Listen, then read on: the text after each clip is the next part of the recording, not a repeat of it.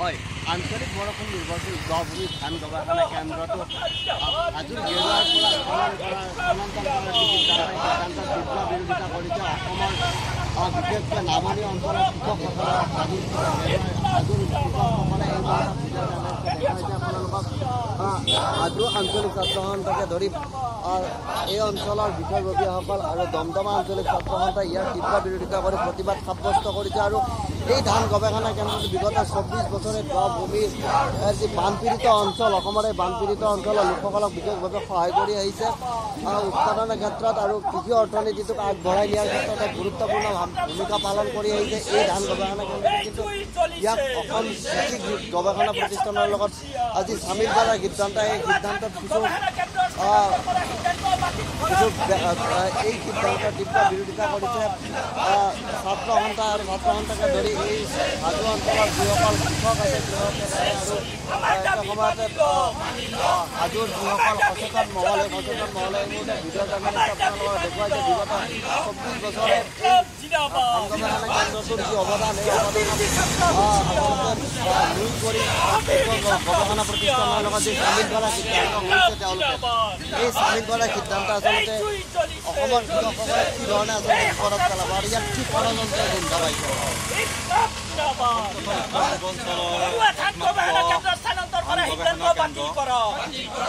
হাজোৰ গেৰুৱাস্থিত এই ধান গৱেষণা কেন্দ্ৰটো ইয়াৰ পৰা স্থানান্তৰ কৰি উৰিষ্যাৰ পতাকলৈ নিয়াৰ যি সিদ্ধান্ত লৈছে ভাৰতীয় কৃষি গৱেষণা পৰিষদে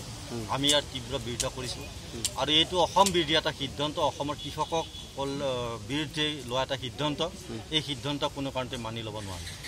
আমাৰ স্পষ্ট কথা অসমৰ বানপীড়িত ৰাইজক সকাহ দিয়াৰ কাৰণে অসমৰ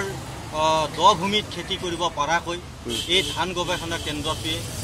গৱেষণাৰ জৰিয়তে উন্নত মানৰ বীজ কৃষকক প্ৰদান কৰি আহিছিল আৰু যাৰ ফলশ্ৰুতিত অসমৰ কৃষকৰ 95% উৎপাদন বৃদ্ধি হৈছিল আৰু এই উৎপাদনেৰে অসমৰ কৃষি অৰ্থনীতি অধিক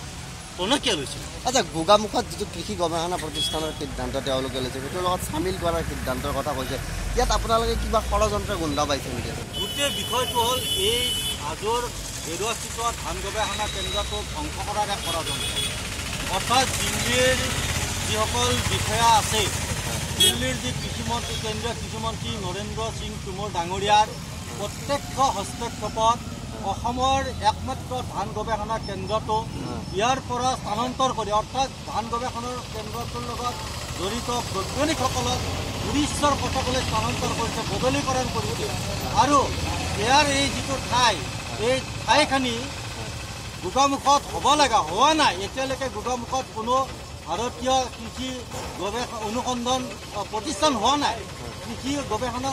প্ৰতিষ্ঠান হোৱা নাই তাৰ নামত চামিল কৰাৰ কাৰণে এটা ষড়যন্ত্ৰমূলক সিদ্ধান্ত দিছে যিটো সিদ্ধান্ত অসমৰ কৃষকৰ কাৰণে ঘোৰ অন্যায় আৰু সেইকাৰণে অসমৰ আমি মুখ্যমন্ত্ৰী ডাঙৰীয়া কৃষিমন্ত্ৰী ডাঙৰীয়াক আমি দাবী জনাইছোঁ যে অসমৰ কৃষকৰ বিৰুদ্ধে লোৱা এই সিদ্ধান্ত অতি শীঘ্ৰে বাতিল কৰাৰ কাৰণে ভাৰতবৰ্ষৰ কৃষিমন্ত্ৰী নৰেন্দ্ৰ সিং টোমৰ ডাঙৰীয়াক অতি শীঘ্ৰে বাতিল কৰাৰ কাৰণে দাবী উত্থাপন কৰিব লাগে মুখ্যমন্ত্ৰী ডাঙৰীয়াই কাৰণ এইখন গৃহ জিলাৰ পৰা অসমৰ মুখ্যমন্ত্ৰী ডাঙৰীয়া মুখ্যমন্ত্ৰী হৈছে অসমত গতিকে অসমৰ মুখ্যমন্ত্ৰী গৃহ জিলাৰ এটা ধান গৱেষণা প্ৰতিষ্ঠান ষড়যন্ত্ৰমূলক ধ্বংস কৰিব এই কথা কোনো কাৰণতে মানি ল'ব নোৱাৰোঁ অসমৰ কৃষকসকলৰ যি কৃষি অৰ্থনীতি সেই অৰ্থনীতি দুখীয়া কৃষকসকলৰ কৃষি অৰ্থনীতি ধ্বংস কৰাৰ ষড়যন্ত্ৰ বুলি ক'বলগীয়া সম্পূৰ্ণভাৱে অসমৰ কৃষকসকলৰ যি বিপদৰ ফালে ঠেলি দিছে এই বিপদৰ ফালে ঠেলি দি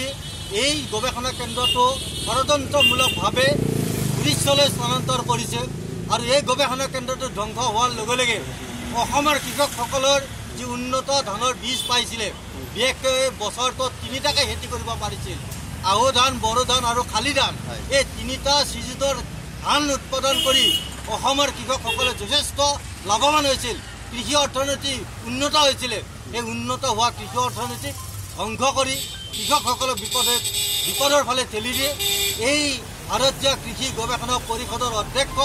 নৰেন্দ্ৰ সিং টোমৰ ডাঙৰীয়াই অসম বিৰোধী সিদ্ধান্ত লৈছে যি সিদ্ধান্ত আমি কোনো কাৰণতে মানি নলওঁ আৰু সেইকাৰণে আজি বিক্ষোভ কাৰ্যসূচীৰ জৰিয়তে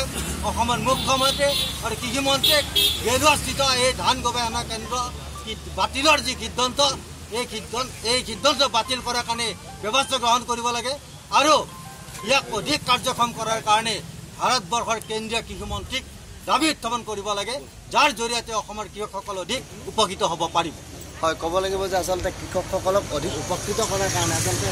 স্থানান্তৰৰ সিদ্ধান্ত বাতিল কৰি অধিক কাৰ্যক্ষম কৰাৰ কাৰণে দাবী জনাইছে এই মুহূৰ্তত। আৰু এই অঞ্চলৰ সাধাৰণ জনতা আচলতে সচেতন মহল আছে, হাজোৰ সচেতন ব্যক্তি হিচাপে কৃষকসকলৰ যি আচলতে সিদ্ধান্ত, এই সিদ্ধান্তক আচলতে কি ক'ব, আচলতে চৰকাৰৰ যি সিদ্ধান্ত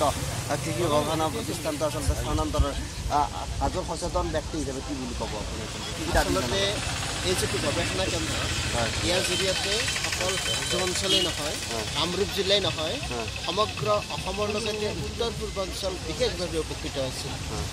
সুন্দৰ কথা এইটোৱে, এই যিটো দ ভূমি অঞ্চল, এই যিটো বানপীড়িত অঞ্চল, এই বানপীড়িত কৃষক সমাজক চৰকাৰে কি দাবী জনাব এই মুহূৰ্তত? চৰকাৰক আমি এটি অনুৰোধ কৰিম, দাবী কৰিম